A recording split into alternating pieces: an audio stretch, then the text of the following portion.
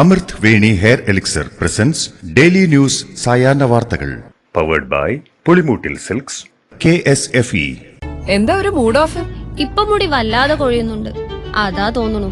ഈസ്ട്രജന്റെയും vitamin ഡിയുടെയും കുറവാണ് മിക്ക സ്ത്രീകളുടെയും മുടി കൊഴിച്ചിലിന്റെ പ്രധാന കാരണം. അമൃത് Veni hair elixir for women സ്ത്രീകളുടെ മുടിയുടെ വളർച്ചയ്ക്കും ശക്തിക്കും അത്യാവശ്യമായ herbal ഈസ്ട്രജനാലും vitamin ഡിയാലും സമ്പുഷ്ടമാക്കിയതാണ് Amrit Veni hair elixir for women.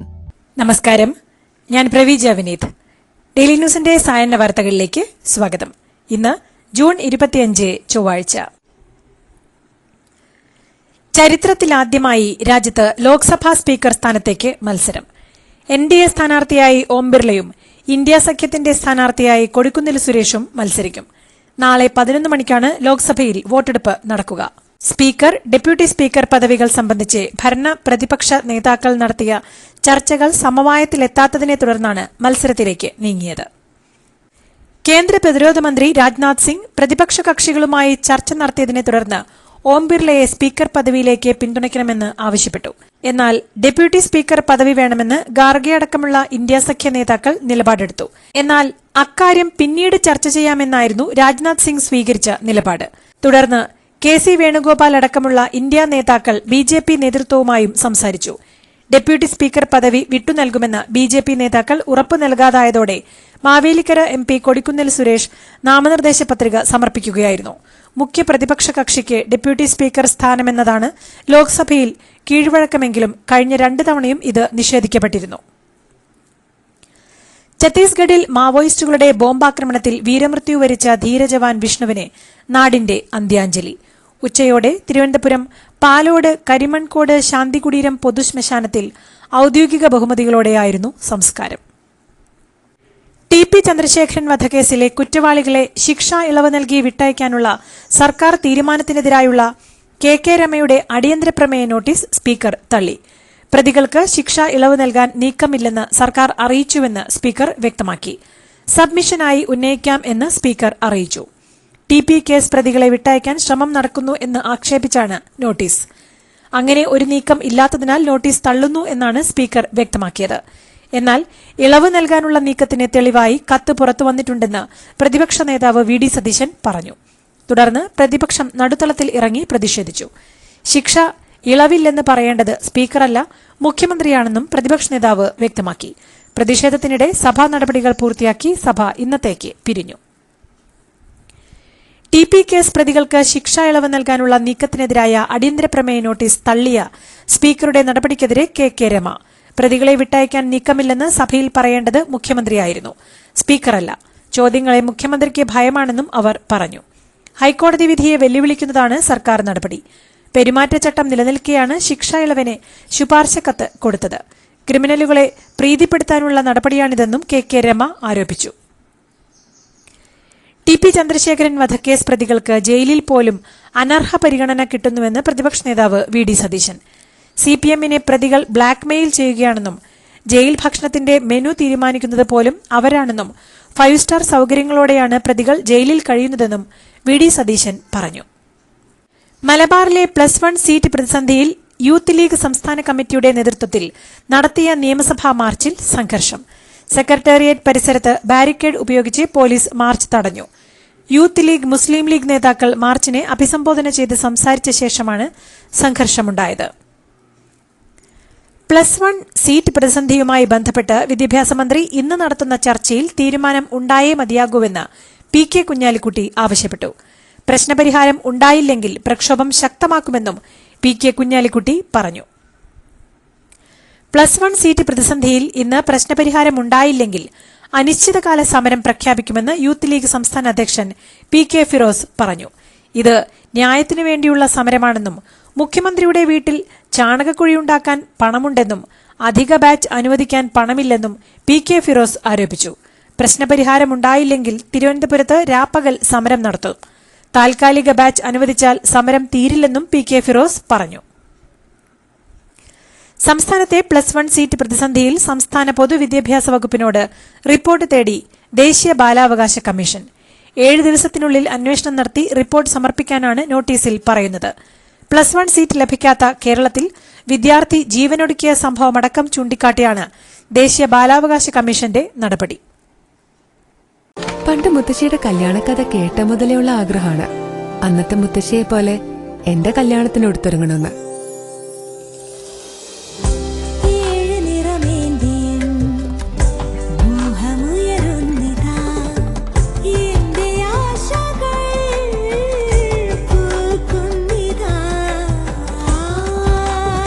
ചില ബന്ധങ്ങൾ തുടർന്നുകൊണ്ടേയിരിക്കും.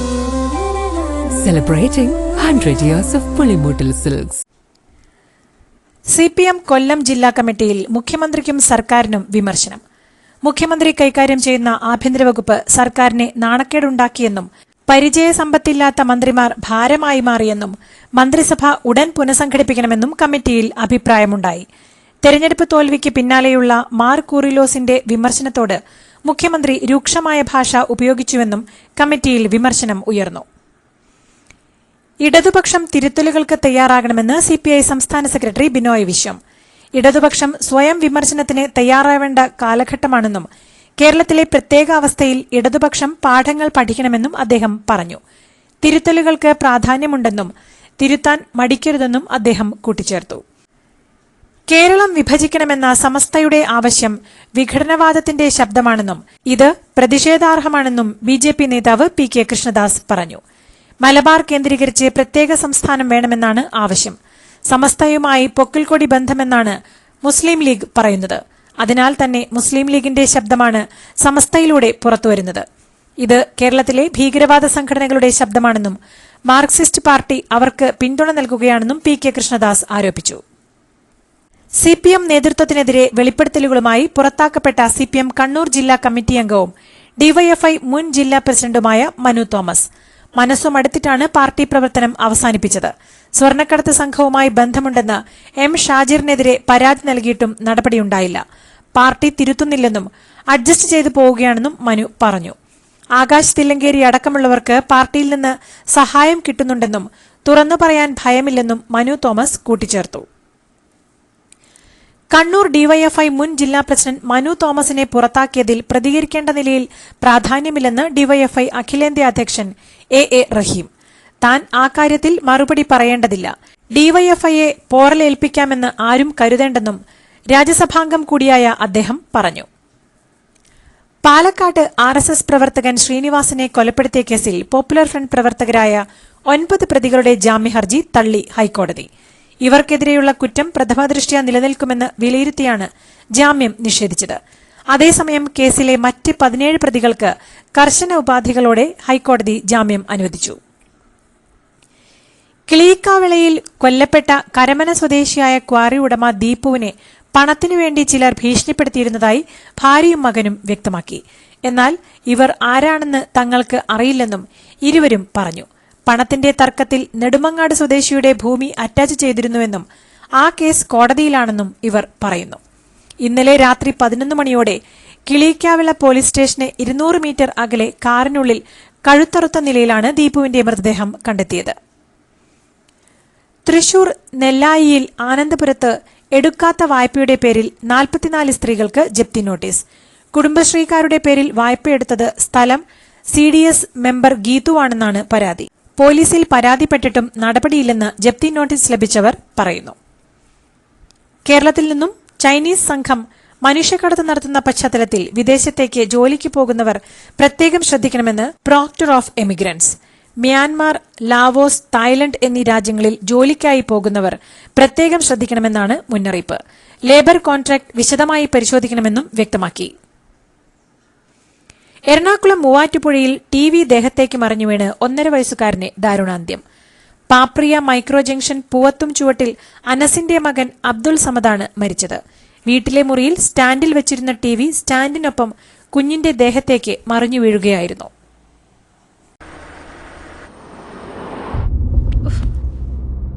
ഇതിലും നല്ലത് ബസ്സിൽ പോകുന്നതായിരുന്നു. ഇന്നോവ ക്രിസ്റ്റ വരും. അതെ, 17 പേർക്കാണ് ഇന്നോവ ക്രിസ്റ്റ കിട്ടാൻ പോകുന്നത്. മെഗാ സമ്മാനമാണെങ്കിലോ പുതുപുത്തൻ ബെൻസ് കാർ. പിന്നെ ആദ്യ സീരീസിൽ 170 പേർക്ക് ഐഫോൺ. ഇത്തവണ സമ്മാനങ്ങളുടെ നക്ഷത്രത്തിളക്കവുമായി KSFE ഗാലക്സി ചിട്ടികൾ. അടിയന്തരാവസ്ഥയുടെ ഓർമ്മകൾക്ക് ഇന്ന് 49 വയസ്സ്. 1975 ഇന്നേ ദിവസമാണ് പ്രധാനമന്ത്രി ഇന്ദിരാഗാന്ധി രാജ്യത്ത് അടിയന്തരാവസ്ഥ പ്രഖ്യാപിക്കുന്നത്. പൌരാവകാശങ്ങൾ മരവിപ്പിക്കപ്പെടുകയും ആയിരക്കണക്കിന് ആളുകൾ വിചാരണയില്ലാതെ തടവിലാക്കപ്പെടുകയും മാധ്യമ സ്വാതന്ത്ര്യം ഇല്ലാതാവുകയും ചെയ്യപ്പെട്ട ആ കറുത്ത ദിനങ്ങളെ പ്രതിരോധിച്ചവർക്ക് പ്രധാനമന്ത്രി നരേന്ദ്രമോദി ആദരമർപ്പിച്ചു. സനാതന ധർമ്മ വിരുദ്ധ പരാമർശത്തിൽ ബാംഗ്ലൂരുവിൽ രജിസ്റ്റർ ചെയ്ത കേസിൽ തമിഴ്നാട് മന്ത്രി ഉദയനിധി സ്റ്റാലിന് ജാമ്യം. ജനപ്രതിനിധികൾക്കായുള്ള കേസുകൾ പരിഗണിക്കുന്ന കോടതിയാണ് ജാമ്യം അനുവദിച്ചത്. 1 ലക്ഷം രൂപ ജാമ്യത്തുകയായി കെട്ടിവെക്കാൻ കോടതി നിർദ്ദേശിച്ചു. സനാതനധർമ്മം പകർച്ചവ്യാധി പോലെയാണെന്നായിരുന്നു ഉദയനിധിയുടെ വിവാദ പരാമർശം. ഓഗസ്റ്റ് 8 കേസ് വീണ്ടും പരിഗണിക്കും. നീറ്റ് പരീക്ഷാ ക്രമക്കേടിൽ കൂടുതൽ കേസുകൾ ഏറ്റെടുത്ത് സിബിഐ. ബീഹാറിലെയും ജാർഖണ്ഡിലെയും പരീക്ഷാ കേന്ദ്രങ്ങൾ സിബിഐ പരിശോധിച്ചു. ക്രമക്കേട് നടന്നുവെന്ന് സംശയിക്കുന്ന ചില പരീക്ഷാ കേന്ദ്രങ്ങളിലാണ് സിബിഐ പരിശോധന നടത്തിയത്. കഴിഞ്ഞ പരീക്ഷകളിൽ ചില കേന്ദ്രങ്ങൾ തെരഞ്ഞെടുത്ത വിദ്യാർത്ഥികളെക്കുറിച്ചും 2ാം വട്ടം അസാധാരണമായി റാങ്ക് ഉയർത്തിയവരെക്കുറിച്ചുമാണ് അന്വേഷണം. അമേരിക്കയിലെ മിനസോട്ടയിലെ മാൻകാറ്റോയിൽ റാപ്പിഡാൻ അണക്കെട്ടിനെ ചുറ്റിയൊഴുകി പ്രളയജലം എത്തിയതോടെ വൈദ്യുതി സബ്സ്റ്റേഷൻ തകർന്നു. നദീതീരത്തെ വീടുകൾ ഒലിച്ചുപോയി. അണക്കെട്ട് ഏത് നിമിഷവും തകർന്നേക്കുമെന്ന അവസ്ഥയിലാണുള്ളത്. ഇന്നലെ ഉച്ചകഴിഞ്ഞാണ് സംഭവം. അണക്കെട്ടിലേക്ക് കുതിച്ചെത്തിയ പ്രളയജലം ഷട്ടറുകൾ ഉയർത്തിയിട്ടും നിയന്ത്രണ വിധേയമായിരുന്നില്ല. വിക്കിലീക്സ് സ്ഥാപകൻ ജൂലിയൻ അസാൻജെ ജയിൽ മോചിതനായി. അമേരിക്കയുമായുള്ള ധാരണയുടെ അടിസ്ഥാനത്തിലാണ് മോചനം. ബ്രിട്ടൻ വിട്ട ജൂലിയൻ അസാൻജെ ഓസ്ട്രേലിയയിലേക്ക് മടങ്ങിയെന്നാണ് റിപ്പോർട്ട്. അമേരിക്കയുടെ പ്രതിരോധ രഹസ്യങ്ങൾ ചോർത്തിയെന്ന കുറ്റത്തിനാണ് അസാൻജിനെ ജയിലിലടച്ചത്. ബംഗ്ലാദേശിനെ മറികടന്ന് അഫ്ഗാനിസ്ഥാൻ 2020 ക്രിക്കറ്റ് ലോകകപ്പിന്റെ സെമിഫൈനലിൽ. സൂപ്പർ 8 ഗ്രൂപ്പ് 1 നിർണായക മത്സരത്തിൽ 8 റൺസിനായിരുന്നു അഫ്ഗാനിസ്ഥാന്റെ ജയം. അഫ്ഗാന്റെ സെമി പ്രവേശനത്തോടെ ഓസ്ട്രേലിയയും സൂപ്പർ 8 പുറത്തായി. സെമിയിൽ ദക്ഷിണാഫ്രിക്കയാണ് അഫ്ഗാനിസ്ഥാന്റെ എതിരാളി. കോപ്പ അമേരിക്കയിൽ ബ്രസീലിനെ ഗോൾ രഹിത സമനിലയിൽ തളച്ച് കോസ്റ്ററിക്ക. മത്സരത്തിലുടനീളം നിരവധി ആക്രമണങ്ങൾ നടത്തിയെങ്കിലും ബ്രസീലിന് ലക്ഷ്യം കാണാനായില്ല. ഇതോടുകൂടി ഇന്നത്തെ ഡെയിലി ന്യൂസ് സായന്ന വാർത്തകൾ സമാപിക്കുന്നു. ഡെയിലി ന്യൂസിനു വേണ്ടി വാർത്തകൾ വായിച്ചത് പ്രവീജ വിനീത്. DailyNewsLive.in വാർത്തകൾ വിരൽ തുമ്പിൽ.